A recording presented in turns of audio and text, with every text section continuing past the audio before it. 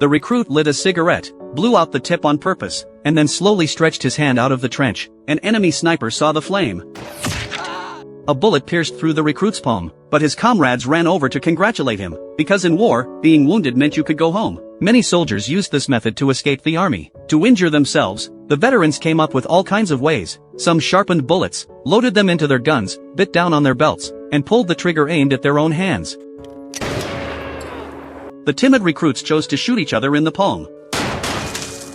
Some soldiers even gripped the scorching hot barrel of a machine gun, until their entire palm burned red. They thought that this way they could go home, but when the medics examined the wounds, they discovered their scheme, and sent these 5 soldiers to a court-martial. The judge sentenced them to death, on the charge of desertion. The officer, unwilling to personally execute his men, decided to send the 5 into no man's land in the middle of the battlefield, leaving them to the enemy. The first soldier took off his white undershirt, waving it in his hand, begging the Germans not to shoot. The friendly army behind him couldn't stand it, raised his rifle, and ended his life with a single shot. The second soldier had just been sent into the battlefield, when he encountered a German fighter plane on patrol, so he pulled out a grenade, hoping for a stroke of luck. Unexpectedly, he really blew off the enemy plane's tail. Once the Germans spotted him, they immediately opened fire in a frenzy. The third soldier sang a military song on the battlefield, stretching his arms wide to embrace death, and was quickly shot dead by the enemy. The fourth recruit was also driven out of the trench, and a bullet struck his stomach. Fortunately, he was found and rescued by a deserter,